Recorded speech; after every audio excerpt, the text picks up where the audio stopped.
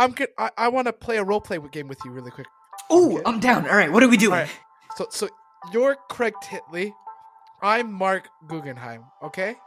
So you wrote the first film. I wrote the second film.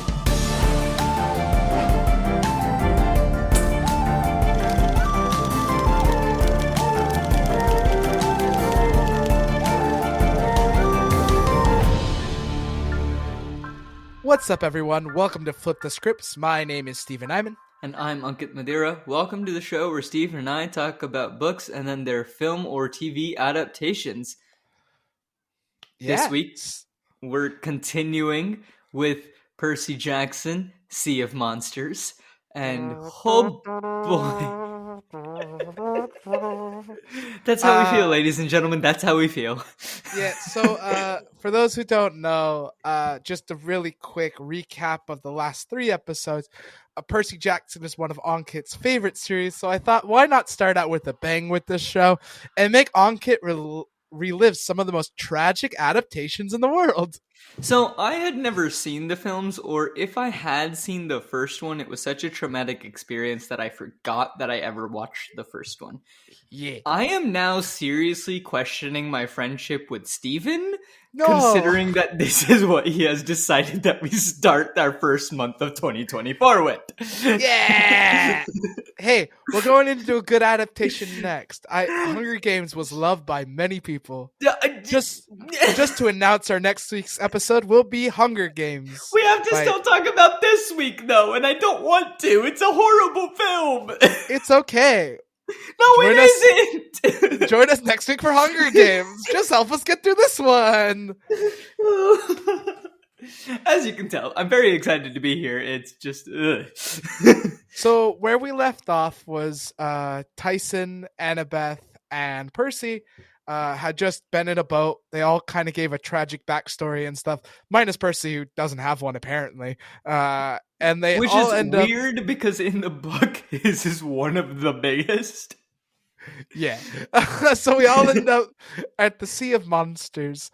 And we see our first monster of the Sea of Monsters. Hey.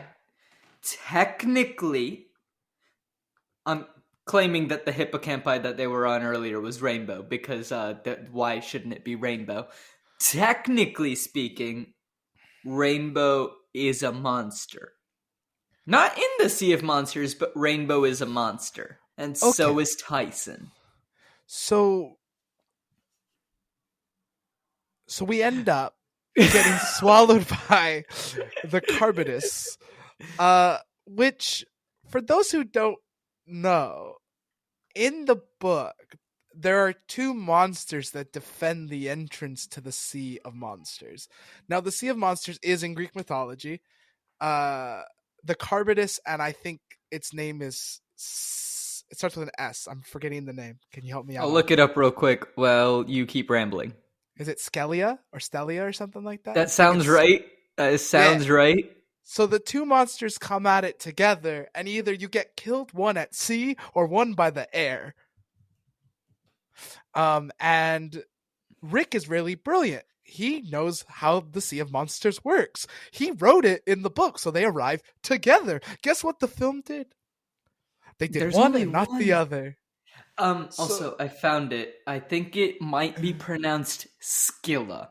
You were very close. It's Scylla. So my best guess is that it would be pronounced Scylla. Sorry if I butchered the pronunciation. I think the short S sound doesn't really exist in Greek mythology. Yeah, my guess is Scylla. Cool. If anyone knows it better, let us know. We apologize. Remember, words are hard, everybody. Words are hard. Words are hard. So we end up getting, basically having a cool amusement park ride. Yay! Down the throat of a monster. And we survive. Because that makes sense. So already... It's a big mouth. It just hasn't, had to chew.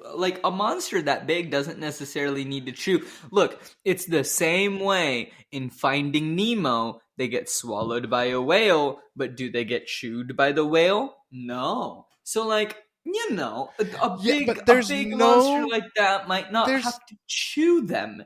there's no proof that people can survive in a monster's stomach. There's no proof to say that they can't survive in a monster's stomach. Yes, but Rick didn't write them getting swallowed. Oh, yeah, no, that's besides the point, but I'm just arguing the fact that, like, there's no proof that people can't survive in a monster's stomach. Okay, so we end up meeting we end up in the stomach of Carbitus, which I'm like, cool, I guess we're swallowed by a monster, whatever. And like and then they mention, like, isn't Clarice supposed to be on this quest too? Like, I wonder where they're at. I wonder if they've already gotten the fleece. Hey, And then look, friends! all of a sudden they see the CSS Birmingham, which, by the way, is not named in the film. For those who don't know, the CSS Birmingham is supposed to be a Confederate soldier ship because when people lose a war, they have to pledge their eternal loyalty of undeadness to Ares. Until they then complete that pledge and then they get released, kind of deal. Yeah. So, like, that's why when these skeletons come up and then they help Clarice, then after this quest, they'll be allowed to go on and live in, you know, probably the fields of Asphodel, because they don't deserve happiness in Elysium. No, because they're Confederates. I mean, yeah. They fought in One that, and two, they lost a war. Yeah, sure.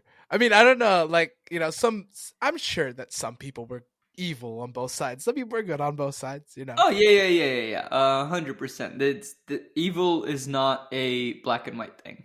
No. So they end up getting on this ironclad Confederate ship, and like they're like, oh look, zombies, and they're like, we don't like that term. If you want to call us that, that's fine. And I'm like, okay, fine. Let's make fun of zombies. We're going there. Just so you know, in the book, we get on the CS Birmingham before we meet Scarbitus and Scylla. And that's how we get into the Sea of Monsters, is through her boat. And the boat ends up exploding and Tyson goes down with the ship. It's a really emotional thing. It's supposed to get Annabeth and Percy alone so they can have an adventure together and get better acquainted. Like, that's the point. But Tyson's still with us, and the boat's not going to sink in the stomach, and it's fine. So there are no stakes. Yeah. So Percy then goes up to Clarice, and Clarice is like, what? You know, I hate you. You're stupid. I'm like, thanks, fake Clarice. Can I call you faux Clarice? You're just not. You're faux Reese. You're not Clarice. You're just faux Reese. All right. So we're just calling her faux Reese for the rest of the show? Yeah, because like faux, like fake, and then Reese, because that's part of her name. Cool. So Faris. Yeah, Faris goes, yeah, we're not going to get out of here. We're about to be like absorbed by all the stomach acid of Carbitus. And Percy's like, I have an idea. Why don't you steer the boat, even though I'm the son of the Poseidon and I'm actually really good at, driving boats and stuff. Yeah, I'm really good at water. And I'll shoot the cannon that's on top of the boat at the stomach, and we'll give it a stomachache so it'll throw us up. Okay. Here's what I have to say about this, right? One, none of this happens in the book. The way that they escape Carbitus and Scylla is very interesting, very intense. Go read the book because we can't do it justice talking about it. But it's super, super intense and really, really cool. Very well written. That being said, this is not Percy's worst plan that we've seen him come up with in either the first or the second film. Now, that also being said, I don't understand why he didn't think, maybe me, the son of the sea god, should be the one steering the boat, and Faris, the daughter of the war god, should be firing the cannon. That's an oversight on his part, but the plan itself, not the worst plan. So they start firing at the internal stomach lining of the monster. And can I just say, this is supposed to be a Confederate ship. Yes. If the Confederates had this kind of firepower in the actual Civil War, They would have won the Civil War. Like, we would have, yeah, literally, sorry, the The Confederates would world would still have looked exist. significantly different. Yeah, so I don't understand why, but all right. So they end up blowing up her stomach, and they end up escaping. Uh, and yay, cool! They're in the Sea of Monsters, and now we can have an adventure where Percy and Annabeth are going to see all this stuff, right? Nope. Right? Nope. No, we're going to go straight to the island where the Golden Fleece is. Oh, also, another gripe that I have with the island in the film compared to the book. Hold on. Before we even get to the island, hold on. We've just skipped 6 chapters. Yeah. We have skipped the fact that also the explanation of what the mortal words are hard. The mortal world thinks that the Sea of Monsters is. They explain it very well in the book that a lot of people, like in the mortal world, actually know about the Sea of Monsters, but they call it the Bermuda Triangle. It makes so much sense. Like, there's so many things that... Oh, also, for listeners that are just listening and aren't looking at the video, Steven and I just, like, mimed, like, our minds being blown. I just realized that, like, maybe we should explain what we're doing if we're doing hand gestures, because you can't see us if you're just listening to the audio. But anyway... We still appreciate you if you're audio only, by the way. We thank love you so much. That's why I wanted to explain to you what the awkward pause was. Yeah, because I don't want you to feel left out. We love the audio only as much as we love the video people. We love you all equally. Yeah. Look, you're listening to the show. Thank you so much. For some reason, you've decided to listen to 2 people who have a lot of opinions. At the end of the day, their opinions don't mean anything. So thanks for listening. Anyway, what I was saying, the Sea of Monsters, the Bermuda Triangle, right? It makes sense. So many things are unexplainable that are said to happen in the Bermuda Triangle. Between ships disappearing, planes disappearing, like people just randomly popping up and then disappearing again. Like, so many abnormal things that it's explained very well, and Rick does a really nice job being like, okay, so this is what this is. Also, he takes from Greek mythology and he's like, okay, so the sirens are in the Sea of Monsters, Circe's in the Sea of Monsters. I'm sure I'm missing a couple of other cool things that we see at the Sea of Monsters that I'm forgetting about. Blackbeard. Literal Blackbeard. Yeah, but he's part of Circe. So, but I love the fact that Blackbeard's in the book. Like, literally, it's the cool Edward Teach. It's literally one of the coolest cameos in the book, and I was so excited to see a Blackbeard on screen. I was so down, and then I got so sad. But like, they call this the Sea of Monsters, and we see one monster. Well, we do get to see the Cyclops. Okay, so they've gotten to the bare minimum of monsters to be able to use the plural. So we go straight from escaping Carbidus to Circe Land and Polyphemus Island, which in the book doesn't exist. So Circe is its own island, and we do visit it. Percy gets turned into a guinea pig. It's very funny. And Annabeth saves him because she hates men. That's all part of her story. Circe, not Annabeth. Yes. Circe, not Annabeth. Thank you, Ankit, for explaining what I thought I was very clear about. And then hilarity ensues, and Percy steals Blackbeard's ship and ends up owning that ship for a while of the book. Very cool. Very excited about it. I love Queen Anne's Revenge when it's seen on screen. So many people have done it differently. I think the Pirates one is probably the most interesting, Queen Anne's Revenge, but we could talk about Blackbeard another time. Which one is the one in Pirates? In the 4th film, Blackbeard's ship is the Queen Anne's Revenge. No, I know Blackbeard's ship. It's in the 4th one. Yeah, on Stranger Tides. Oh, okay. I mean, it's not a That's great film. It's probably like one of the weakest of like all five, but like still, I like okay. Blackbeard. The fourth one is Blackbeard, and then the fifth one is the one where they're trying to like break the curse of Davy Jones with what's his face's kid, Orlando Bloom, who I'm Will Turner's kid, right? Yeah, we're not bringing the Curse of Davy Jones. They're just fighting the guy who's like trying to kill them because Jack gave up the compass. No, in the fifth one?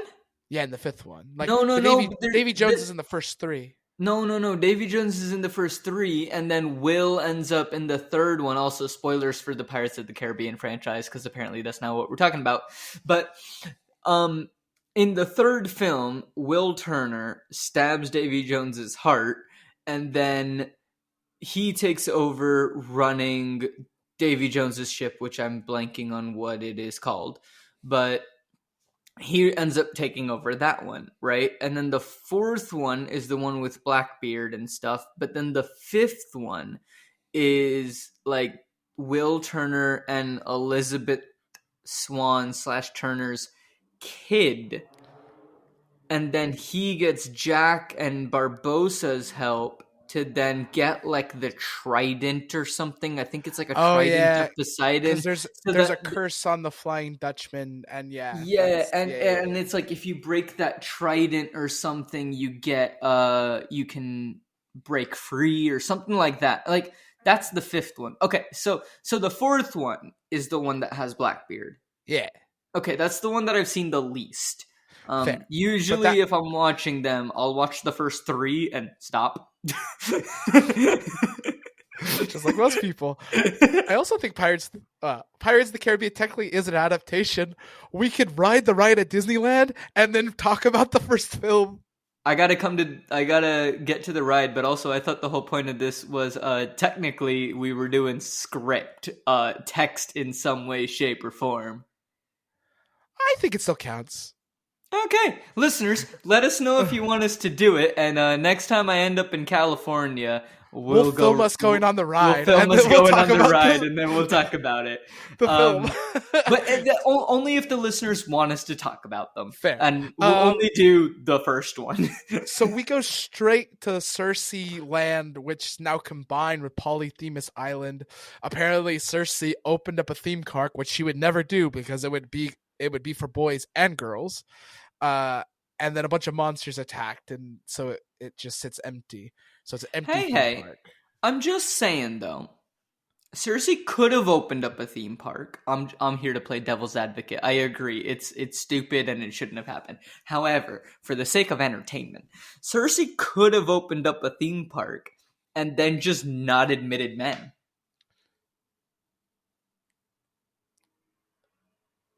Oh, okay. Like, I mean, like, they did do that in American history, just not with men, but Fair. I just think it's really lame and a dumb change for no reason. I agree. It's a very stupid change. I'm just here to play devil's advocate because why not? Fair. So, but they combined it with Polyphemus' Island, which again makes no sense.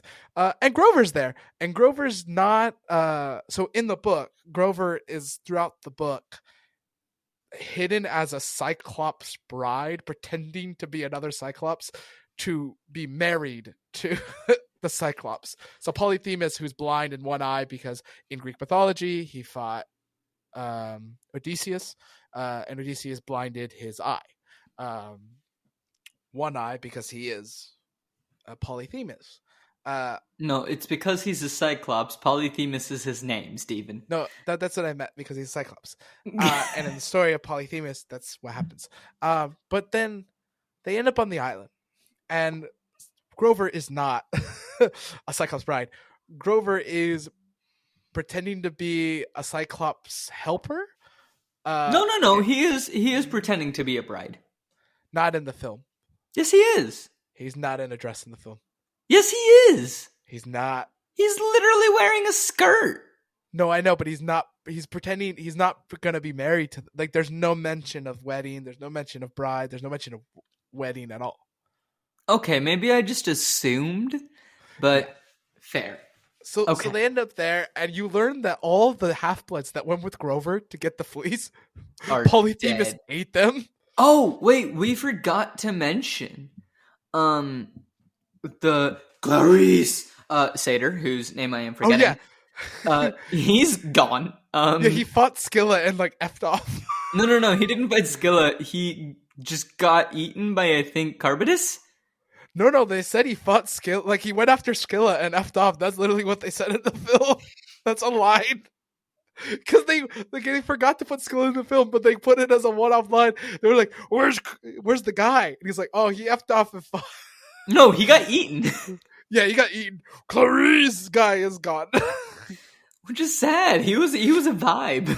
He was see him and Smelly Gabe from the first film. I give credit to. Hey, that guy, I don't know who he is. Hold on, I'm gonna try to figure out the actor's name real quick I and think I have it. see if I can find it.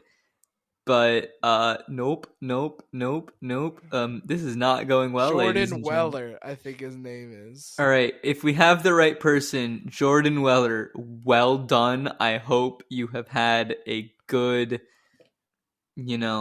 career after that, because you deserved it. You committed wholeheartedly. I think Percy Jackson Sea of Monsters is the most famous thing he's done. Yeah. But No. it seems like he's had good filmography and has done other work. So good to him. Good to him. He was in Jet worked. Boy till He was Human in Voices. Smallville. He was in the thing called Jack. It literally is just called Jack. Yeah. So no, yeah, it is Jordan Weller. I was right. Well done, Jordan Weller. Shout out to you. If you ever want to come on the pod, just give us a message. We would love to have you. We appreciate your energy in this film. We wish you were in it more. Glory. It was incredible. I mean, he understood his assignment. He delivered. Was he in the book? No. But was he a very well added addition to this film? Yes. We'll give Mark credit for one thing. I don't know. We gotta give Mark credit for trying. Again, he wasn't set up for success. He made his own mistakes. But he wasn't set up for success, and he tried to introduce things because it felt like Mark kind of read the book.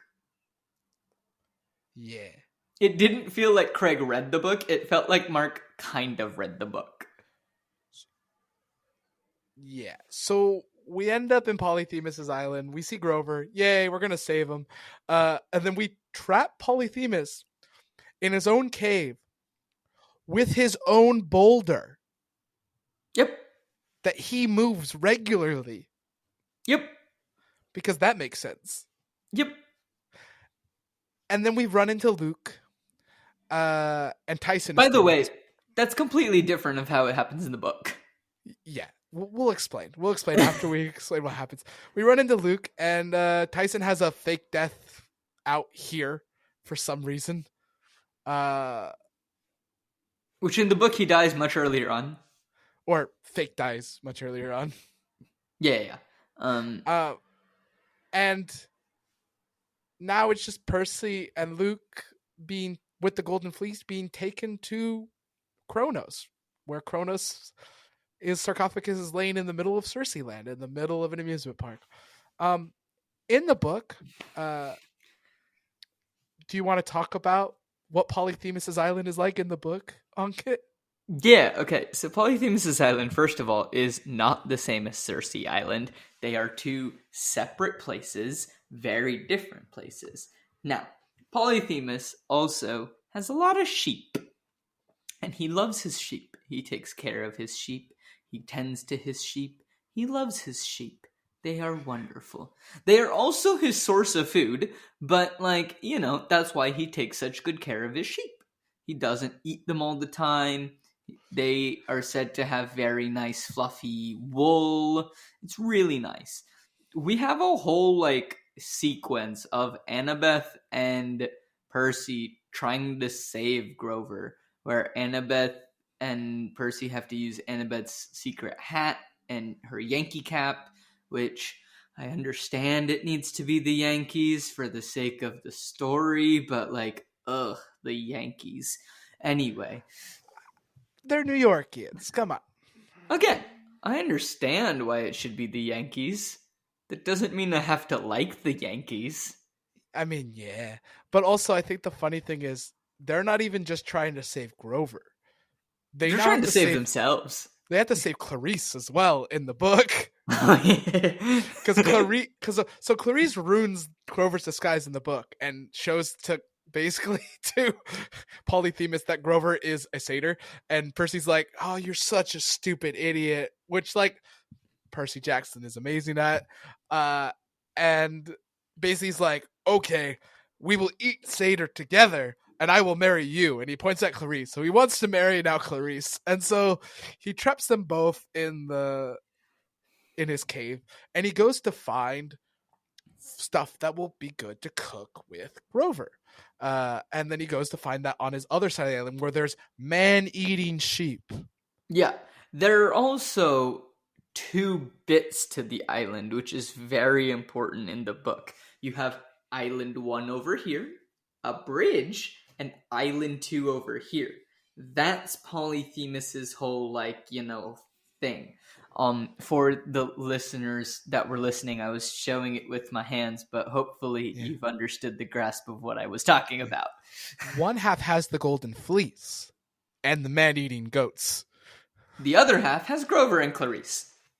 Yeah. So Percy and Annabeth, because they play the nobody trick on Polyphemus.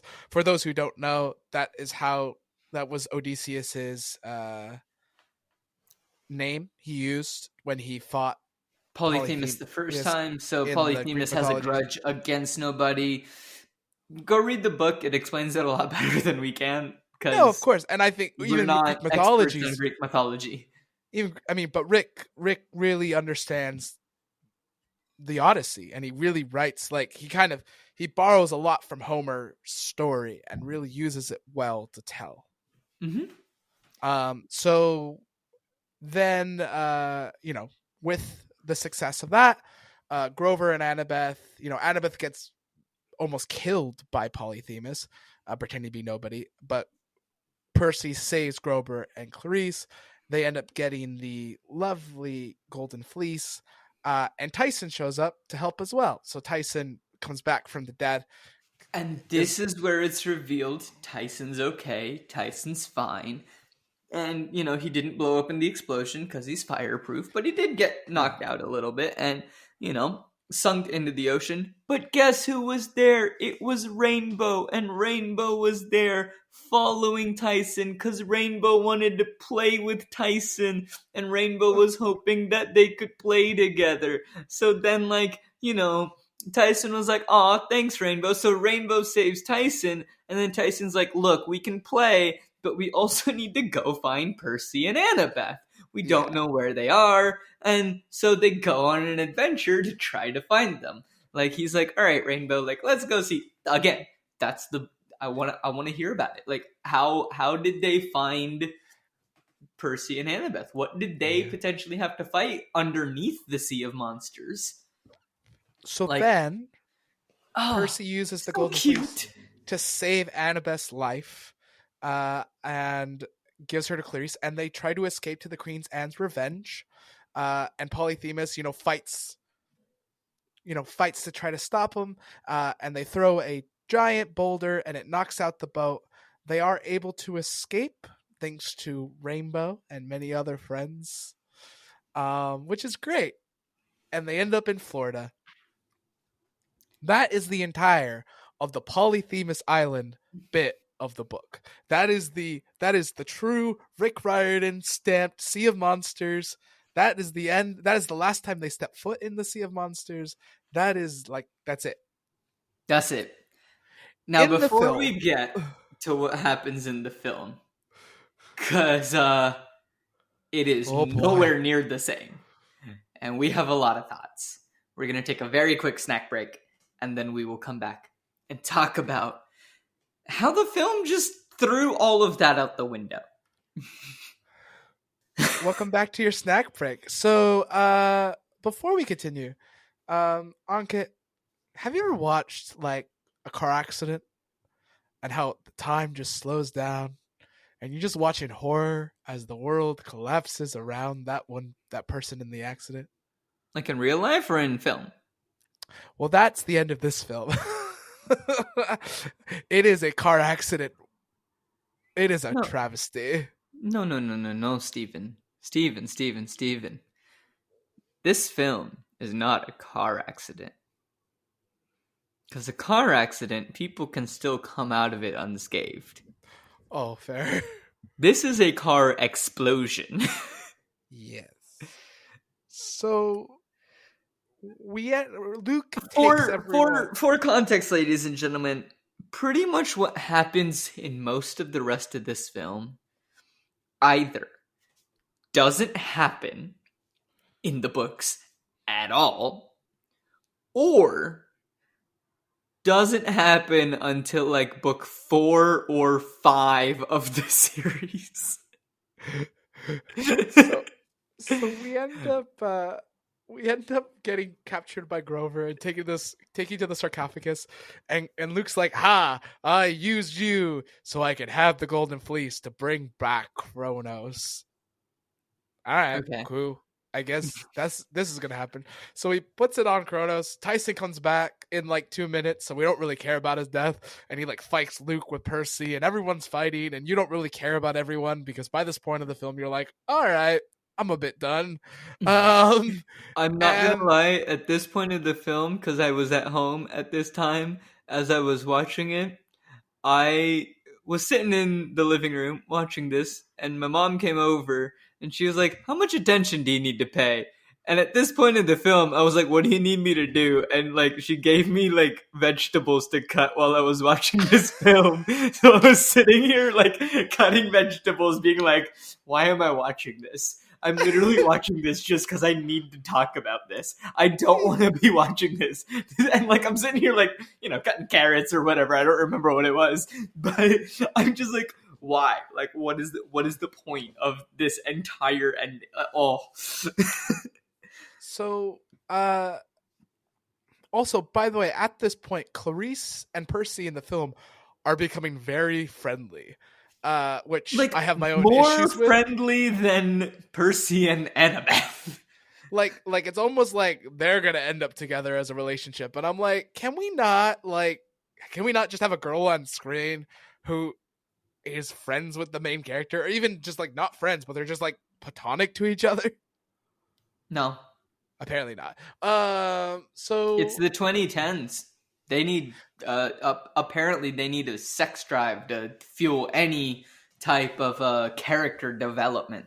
I'm sorry, there's no character development. I'm sorry. I think Twilight came out around this era, and I mean, I hate Twilight, and I don't want to do it for the show. I will if you force me to, but like, again, I personally have never read Twilight. I've never seen Twilight. I have been to the town where they filmed Twilight, because I grew up in Washington, so I've been to Forks, Washington. I know that there's a team Jacob, there's a team Edward. One of them's a vampire. One of them is a werewolf. I think Edward's the vampire, but I'm not 100% sure. Yeah, Bella's mean, from what I've understood. I don't know. Honestly, the only reason that you or I think, would ever do the Twilight series is if the listeners really want us to do the Twilight series.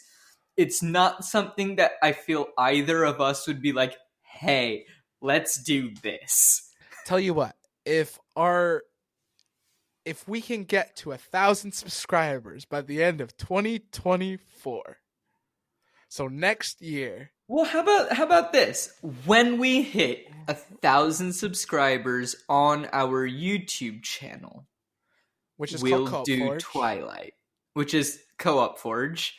If anyone is listening and trying to find it, from what I have learned in typing it in, you might have to search Co-op Forge podcast for it to show up fully. Otherwise, if you just put in Co-op Forge, sometimes you get Halo, and video games. So if you just add podcast to it, but if we get 1,000 subscribers on our YouTube channel, doesn't matter where you listen. Like, again, like as we said earlier, thank you so much for listening. Whatever you're listening on, it really means the world to us. Thank you so much.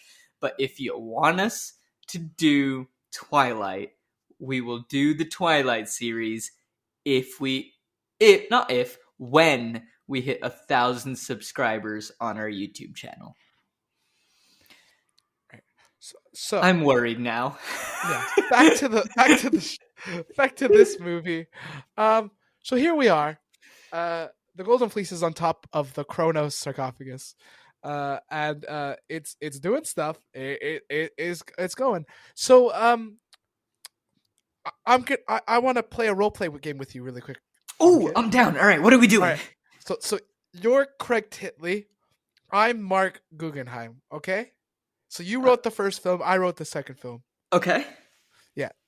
Wait. I have a quick question before we get into this. Yeah. Am I proud of my work on the first film? We'll say yes for just context. Great.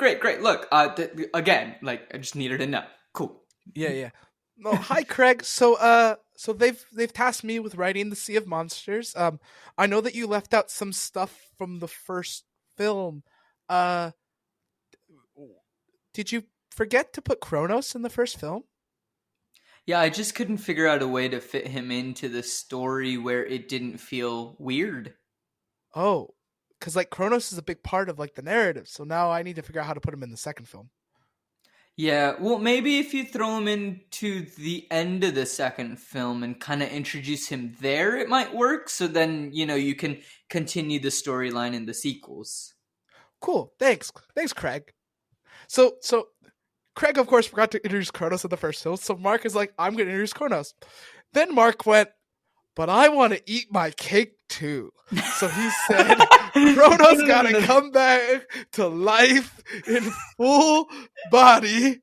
So what happens? Kronos becomes a giant titan on screen. And for the first time in media since, even Hercules didn't have Kronos in it, even though we had titans. In the first time in media that I remember, we have Kronos on screen. And he looks like a CGI monster. Hey, Sebastien, as you're editing this, can you toss up just a picture of Kronos from this real quick into the edit? Thanks, man. And for those who are listening, please just, when you get home, when you're done with your drive or you're walking or whatever, please just research what Kronos looked like. Just look it up. We'll post it on social media. So if you are following Co-op Forge or Flip the Scripts on social media, you'll see a picture of it. I'll post it on social media, so you guys don't even have to try very hard to do that. And the links to socials will be down in the description. But I have a feeling, and you can maybe back me up on this, Ankit, whether you feel this is true or not. I have a feeling when they were working on this film that Fox came to them and said, hey, we haven't greenlit the sequel yet. We don't know if you're going to get to the third book. So Mark went, cool, let's go all out. Let's go balls to the walls. Let's introduce the main bad guy who doesn't get resurrected to the fourth freaking book here. I don't even feel like it's like that.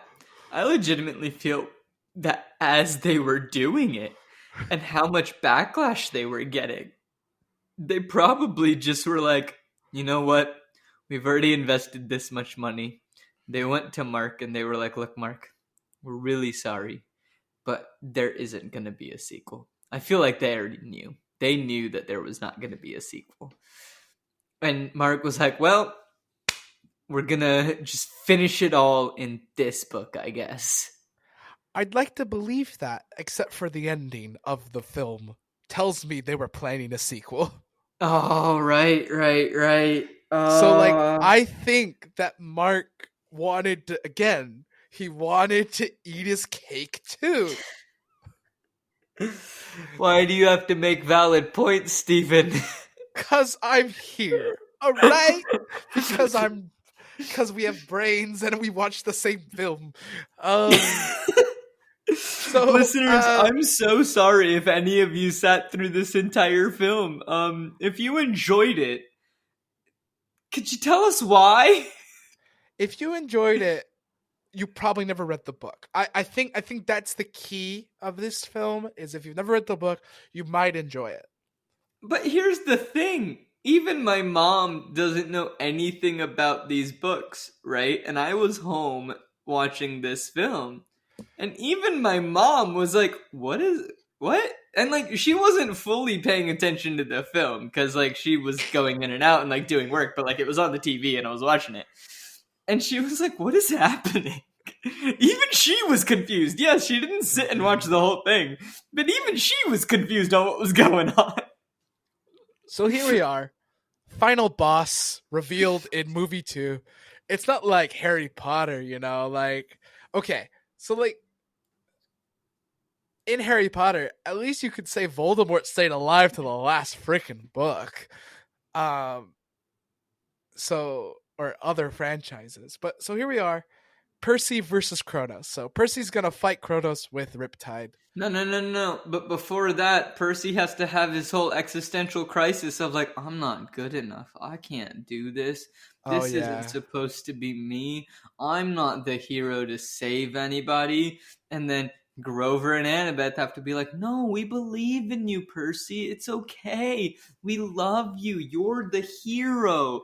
And then because like, you're the chosen one, Harry. yeah, and then like they're like, oh, who here thinks that Percy's the hero? And Annabeth and Grover raise their hands, but Percy still doesn't believe it. And then they all look at Clarice, and Clarice is like, fine, I guess he's the hero too. And then Percy believes it because Clarice has now said something. It makes no sense. Oh, also Tyson voted yes as well. Or if Tyson was in the scene, he would have voted yes. Yeah, Tyson's not back yet. Oh yeah, he still thinks it's his fault his brother died. So he's fighting. Oh, he does also feel really bad, and credit to this Logan. little bit where he does feel bad. He is like, all Tyson ever wanted was a brother. I never called him brother. I never truly gave him, the love that he probably deserved. And throughout the book, Percy is fighting this battle where, he does care about Tyson, but then he's also mad at Poseidon for kind of having Tyson. Yeah. So it's like this weird dichotomy, but then when he thinks that Tyson's dead, he does truly feel that way, and like sad. So like, I am glad that like they butchered his death, sure, but they left this little nugget in, and I appreciated that they left that little nugget in. So Kronos comes back, and Percy's like, I have to fight this guy now. So Percy and Kronos start fighting. Oh, wait. Before Percy and Kronos start fighting, they free themselves. Oh, well, yeah, but that happened after Luke. He fights with Luke first before over the fleece, and then I skipped ahead a couple. Stop skipping. So, but like, no, they fight Luke. Luke puts the fleece on Kronos. Tyson comes back, reveals it's a fake death, and then Kronos comes back to life. Oh, yeah. That's when Kronos comes back to life. Kronos is back to life, and then Kronos eats Luke and Grover. Not Grover. Yeah, he does. He eats Grover. Does he? Yeah. I didn't remember eating Grover in the film. I thought he ate everyone else. No, because Grover's like there. And then he gets eaten? No, I thought he just ate Luke. I saw him eat other Half-Bloods. Like, he literally was just like eating Half-Bloods. He grabs Grover and eats Grover. It's very fleeting and very quick, and it's in that same thing where he's eating other Half-Bloods, but he also technically eats Grover. I don't remember that. Maybe it's so bad I put that out of my memory. He eats Grover. I swear he eats Grover. I don't... He eats Luke, Grover, and some other Half-Bloods before he battles Percy. I don't remember Grover getting eaten. Like Grover gets swallowed whole. He just down the throat. Oh. I'm sorry for listeners. You don't deserve that. He does consume Luke and Grover. Wow. I told you. Yeah, You didn't so believe then- me. And then Percy realizes that Riptide is the cursed blade. We won't talk about how that shits on the entire franchise for a second. That's all we're gonna say because we don't want to ruin what the Cursed Blade actually is, which I have an issue about that too, slightly, but like whatever. And then he fights Kronos and, kicks some ass and wins. Yeah, because apparently Percy is the same strength as Poseidon, Hades, and Zeus put together in this world.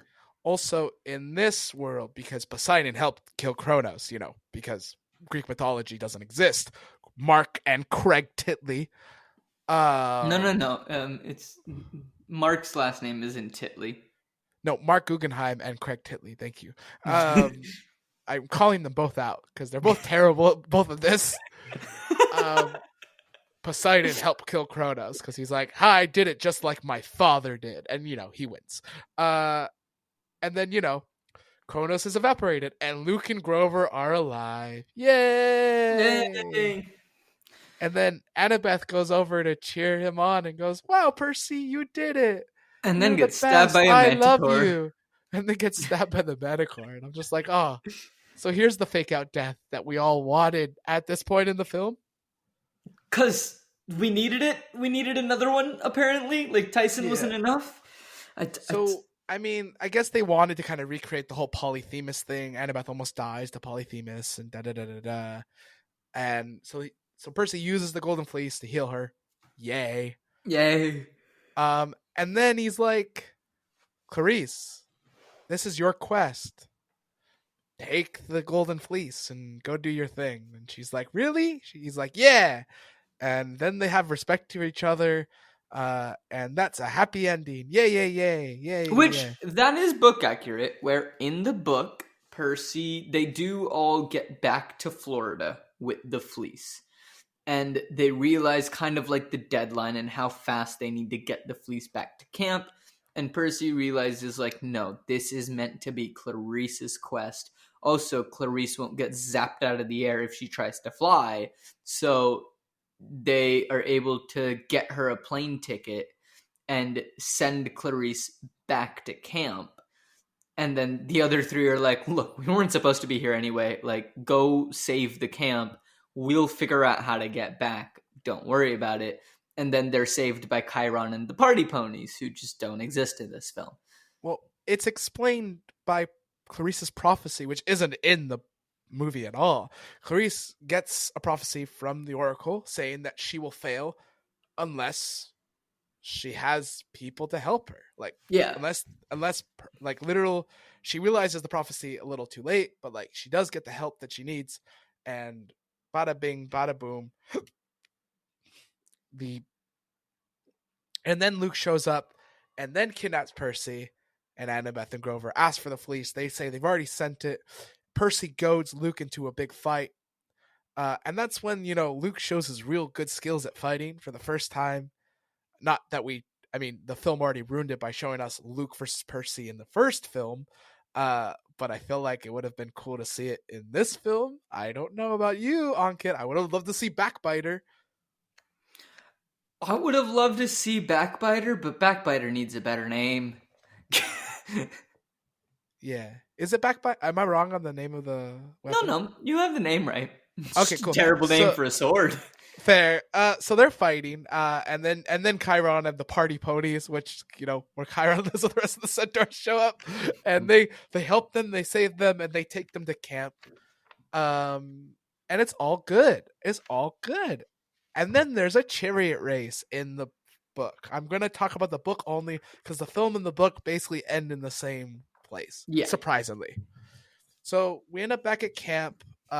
Percy, Chiron gets reinstated. Tantalus goes away because Percy used a drachma through a rainbow to get an iris message to Mr. D to prove that Luke poisoned Talia's tree to free Chiron's name. Mm-hmm. So Chiron's allowed to come back to camp. Here, Tantalus is sent back, which is hilarious because Tantalus, if you don't know, is from Greek mythology. He's the guy who's done such bad things he's not allowed to eat anything. It's because he fed his children to the gods. Yeah, and the gods are really mad at him. Well, I I would mean, be like, too. it makes sense. So, uh, Tantalus finally gets a burger right before he gets sent back. And the He burger just does. stays in air for a second and drops. And I just think that's hilarious. I think it's just like one final mark of like, F you, man. You'll get a burger, but you won't get to eat it right before you get turned back to the underworld. Right before he Yeah. gets, yeah. So there he Also, can we is. just say, Tantalus, wild choice of camp director. Wild choice. I mean, I feel like Mr. D was like, just like, hey, maybe if I can get a bad guy to be the camp director, I can then prove that I'm better than him and have my drinks back. Didn't That's go my well, head Mr. canon. D. Didn't go well. That's my Didn't head go canon well. because he wants his drinking back. He wants to drink. That's all he wants. Had in the book, does it say how long he's been there? Because we know that his punishment is for 100 years. I don't know. I feel like Mr. D's been there, had to be there before Thalia got there. I feel like he's probably been there like 20 years, maybe. Yeah. So he has 80 more to go. Yeah, it may have been stated. I'm just blanking. So, listeners, if any of you know the answer to that, just let us know. Because I want to say that it was given, and like at some point in some book, I don't remember. It's been a little bit since I've read all the books, but I want to say that it is mentioned how much longer he has, and it's kind of like an offhanded comment. I'm just not remembering off the top of my head. Yeah. So they end up back at camp. Mr. D, Chiron's back as activities director. Yay. They put the golden fleece on the tree. Clarice Yay! gets all the credit. Percy in the book is like, I don't care because I'm just happy to be part of the camp for once. He just doesn't want to be he doesn't want to be a hero, which is why I don't like the film version where he's like, I want to be a hero. I'm like, it's fine. Yeah, Percy's very okay with not taking credit for it. He's just like, yeah, cool. Yeah. So then Chiron's like, we're gonna have a chariot race, and like everyone's like, what? Because they had a chariot race when Tantalus was in charge. It went terribly, and birds got attacked, and it was not a good time. It was a whole thing. Yeah, but also Percy and Annabeth were on opposite teams because they had an argument about Tyson. Now that they're friends, and now that Tyson and him are good, they've decided to team up again, and now it's Poseidon and Athena's cabin working together. So Percy and Annabeth work together with Tyson building a new chariot for them, which he builds a really amazing chariot, and gives Percy a watch that he's been working on the entire book that turns into an amazing shield that is filled with memories of all the stuff he's done with Tyson. Yeah. Which to me just breaks my heart. And I'm going to give a spoiler for, I think, the third book. So Probably. if you don't want a spoiler for the third book, just skip ahead like a minute. But it's so beautiful. Like, because Tyson makes this shield, and then in the third book, the shield gets damaged in a fight. And Percy feels really, really bad. He's like, oh no, I ruined this shield. And he tells this to Tyson. And Tyson's literal reaction is, yay! It did its job! It kept you safe! Like, Tyson's not upset that the shield got broken. He's just like, woohoo! Like, it did the thing that it needed to do! And the thing is, like, the shield's really interesting in the storytelling because Percy needed a shield against Luke when he fought Luke because Luke was using a shield. And like, And he didn't have one? It would have helped. It would have helped. And Tyson apologizes for not giving it to him sooner, but it's fine. Percy and Annabeth end up winning the chariot race. They win no chore privileges in camp, which is amazing. And then Tyson goes away. Tyson gets to go back to. He gets to go work in the Cyclops' forges in Poseidon's realm. So him and Rainbow get to go on an adventure. Yeah, and it's not mentioned, but Tyson is really good with his hands. Tyson's very, very good at building things. So Tyson does get close to the Hephaestus cabin and people in the Hephaestus cabin, mainly Charlie Beckendorf, who just doesn't exist in the films, but such a good character. Great character. And, Tyson gets to go and, learn from the forge, which is really nice because it's not like Tyson had anywhere to go in the real world. Yeah, so and then Percy ends up going back to his lonely cabin after Tyson leaves. Mm-hmm. Saddened that Tyson's left and everything. In the book, you kind of just don't like Tyson just kind of in the film, Tyson and Percy are just kind of there in the camp after the film. I mean, in the film, and are just like drinking more nectar, and it's like we already explained why nectar doesn't work that way in the last episode. So if you haven't watched the last episode, please watch the last episode. And then Grover, both in the film and the book, will kind of give both what happens. Annabeth is guarding the fleece up on the top of Half-Blood Hill, where Thalia's tree is. She is guarding in the film as well, which I'm surprised they kept that in. And then Grover runs to Percy's room and says, "Come quick, there's an emergency." Annabeth. Percy thinks the worst, so he gets stressed. He's going to run up the hill. I don't even think he gets dressed. I think he just bolts out of his room in whatever he's wearing. No, it says he gets dressed in the book. Oh, okay. He might throw on like wearing appropriate things. Other people show up in pajamas. I think he just throws on like the quickest pants and shirt that he can find or something. Exactly. Yeah, it's really quick. It's not like he takes years to get ready. And then in the film, Percy's just at the diner where they're eating food, and like he's like, "Oh, okay," and then he runs to the tree. So they both end up at the tree, and then all of camp is there, and then you hear that the fleece worked too well, and then there's alive again after they remove her from the tree chunk is Thalia, which doesn't ruin. That's the end of the film. That's the end of the book. In the film, Percy says like thing of like, "Oh, this will either be my greatest friend or my greatest enemy." That doesn't happen in the book. It's just in the what's book, your name? Thalia, daughter of Zeus. That's it. In the book, I will read the ending because I really like what it says.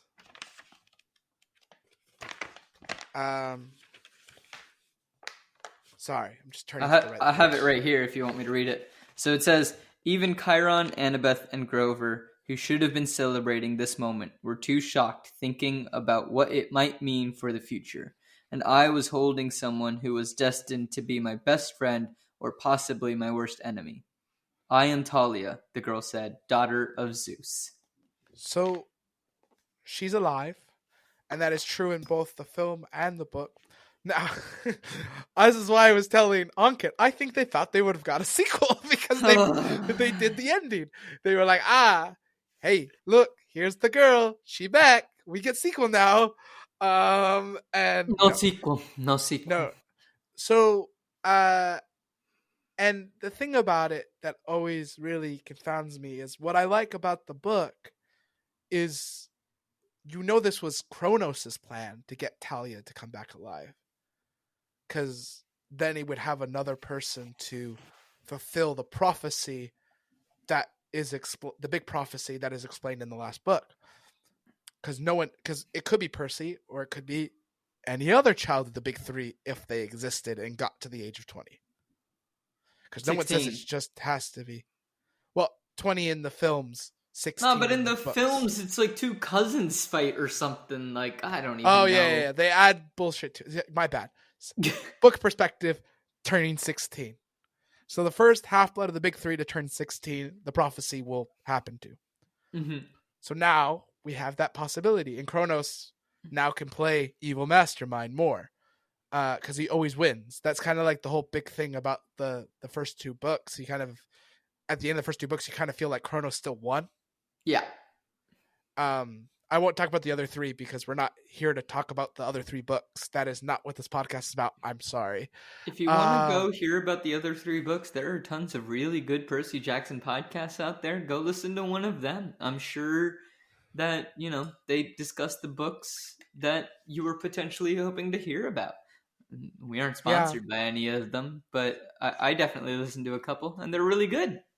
So in the film, now that Kronos is dead, because like I get like he could still come back, and like in the film they're like, "Ooh, he's gonna come back," and like what's the point of Thalia? And Luke gets like kind of killed by the Cyclops in the book as well, in the film as well, which is weird. Like he gets eaten by Polyphemus at the end. I'm kind of like, I don't know. I think they just wanted something to cause them to possibly have a third film. And yeah, but that is the end of Percy Jackson, Sea of Monsters film. Percy Jackson and the Sea of Monsters book. Again, my book has half god, half boy, half god, all hero, which we noticed from the last time. My book has a big eye on it. Yeah, my original copy, the one in America, has a big eye on it as well. This one is 100% gotten from Half Price Books and doesn't actually like fit into the set, but like that's how I buy a lot of books. If I'm buying physical copies, I just try to buy them secondhand most of Yeah, the I time. respect it. I respect it. Yeah. So shall we do our Do our favorite thing? Let's do our rate it. rankings? All right. So First thing we do, rank the book. rate the book, not rank the Rate book. Rate the book. Rate the book. I mean, as a bonus video, Ankit and I have talked about ranking all the books and the film and the TV show in a We're big waiting for ranking the TV eventually. show to fully come out. So if any listeners are curious, we're recording this in the last week of December, right before the new year hits. Like literally New Year's is in 4 days, which is weird to say. But so Yeah. the TV show is still currently coming out. And by the time this episode comes out, I think the TV show is still going to be coming out. So if you want to hear our thoughts on the TV show, we're doing like short little things that we're going to toss up on Patreon of just our thoughts on each episode and, you know, what we're thinking. We'll do a more in-depth episode, potentially a bonus episode, maybe a full episode. We'll see, but we're waiting for the whole season to be done because we think we know that the season is following the first book, but we're not 100% sure because we weren't in the writer's room. So we're just waiting for the season to come out before we talk about whatever the season completes. Yep. So, rank the book, Ankit. Percy Jackson and the Sea of Monsters. What do you rate it on a scale of 1 to 10? 1 to 10. I think I rated the first one as an 8.5, if I'm remembering correctly. I'm rating this one a 9. I really liked this book.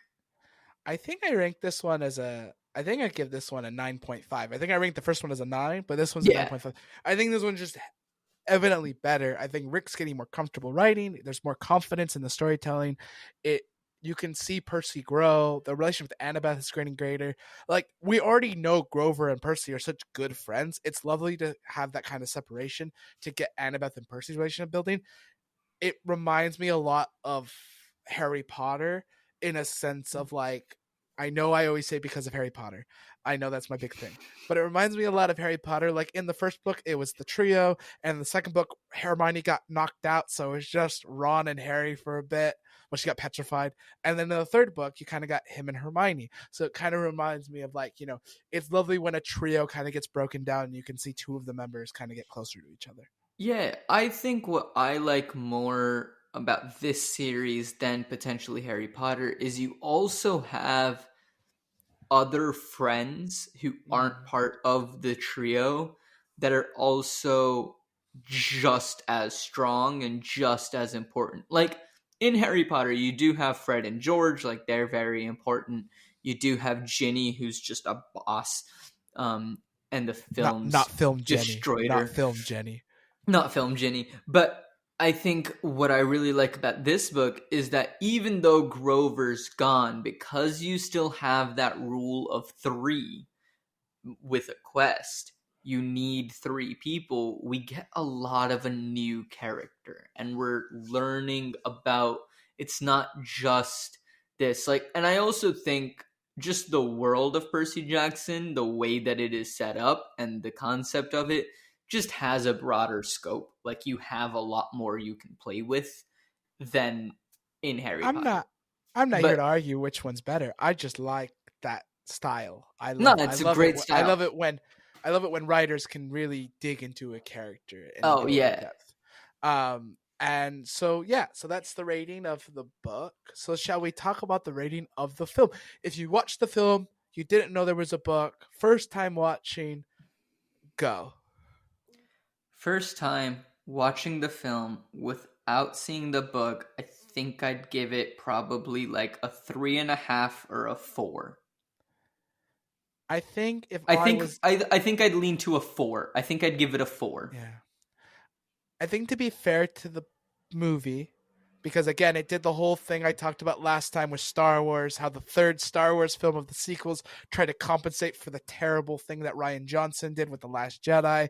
Rian Johnson, I know you claim your movie was a masterpiece. It's not. Stop talking. I good on Knives Out though. Knives Out was really good. I haven't seen it. Ankit. Why are you surprised? Why are you upset every time I tell you I haven't seen a film? At this point, you should just know that I haven't seen it. Yeah. This shouldn't come as a shock anymore. Honestly, it should come more of a shock if I say that I've seen the film. Fair. I'm going to give Percy Jackson Sea of Monsters a 5 out of 10. Okay. So 50-50. Not great, not bad, just mediocre. Just right in the middle. Sure. Could have been better and just kind of tripped on the finish line. Yeah, I think the reason that I gave it a 4 is, like I said, I kind of felt like I lost interest halfway through. Not even in terms of like watching it as an adaptation, but just as I was watching it, I was like, why is this film still on the TV? Like, I just felt like I lost interest halfway through. Just as a film, it wasn't captivating. I didn't even feel like... So, like, for me, if I'm saying that it's a 5 out of 10, it's usually like a meh, but it's a film that, like, I wouldn't mind, you know, if I'm, like, really can't find anything else, I might still toss it on just to give it a shot and, like, you know, watch it again, maybe. But, like, yeah, I just lost interest halfway through, and that's my main thing of why I said it's, like, a 4. Oh, we could play a drinking game. I mean, before we rate the adaptation, I was just thinking we could play a really fun drinking game. We watch the first and second movie, and every time either one of us gets really upset, we have to take a shot.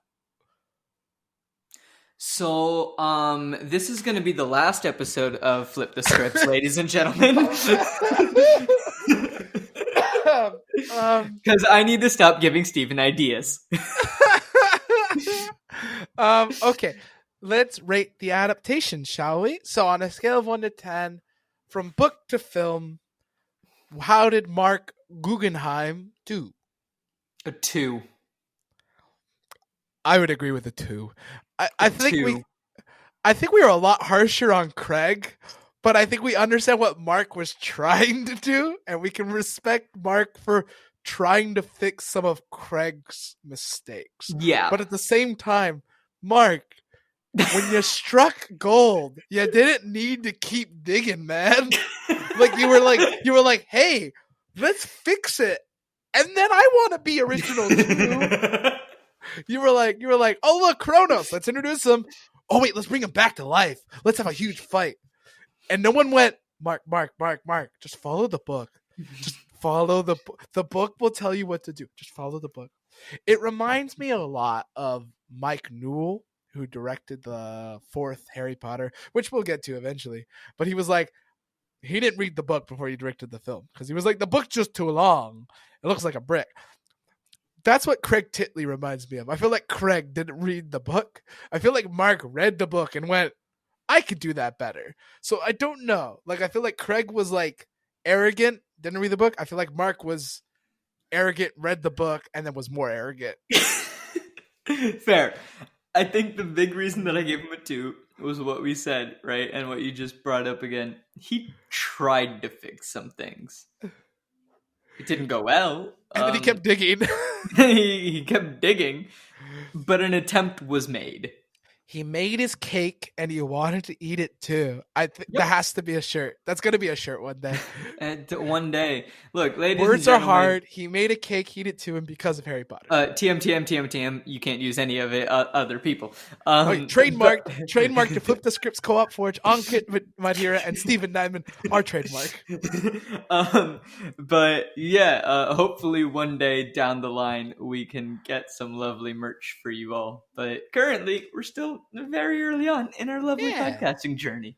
But listeners, thank you so much for listening. By all means, please leave comments on the video. Give us your ratings. What would you rate it? We would love to hear from you. If you've read the book, if you've only seen the film, whatever ratings you're able to give it, we would love to hear from you and, just connect with you all and understand, are we just being super harsh on certain films, or did you also feel the same way? We don't know. We only have our opinions. We would love to hear others' opinions. And did you happen to feel a certain way about the film? Or did you notice we forgot something that you want to talk about? Don't forget to put that in the comments. Please start any comment you want. We are here to listen. If you have a certain book series you want us to do eventually to film, please let us know. Let us know. And if you sign up for Patreon at a certain tier, your votes count for more. So, yeah. And but it's a film. It's a film. It was made. It was the big first blockbuster film that Alexandra Daddario landed.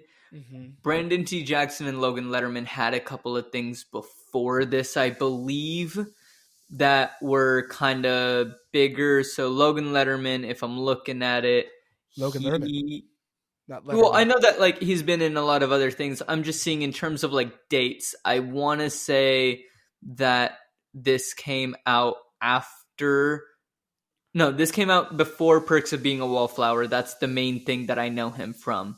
But he did have quite a few other things like The Butterfly Effect and things like that beforehand. So, it was still for, I think, potentially all three of them kind of one of their bigger, earlier big movies that they did. And I think they did as well as they could. Ankit, by the way, Perks of Being a Wallflower, also an adaptation. Oh, I haven't seen it. We're going to do it. It'll be an episode. It's only one book to one film, so it'll be easy for us. It's not a series? What a concept. So that is the end of the Percy Jackson series as we know it currently, because there were no other films. The Fox decided to axe it after the second one. Thank God. And we are now moving on to another franchise. We are moving on to the Hunger Games. Obviously, the TV show of Percy Jackson is out currently on Disney Plus.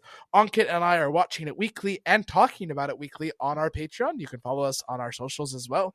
And what we're hoping to do, if they end up going into the third book, which is the Titan's Curse, I believe is the name of the third book.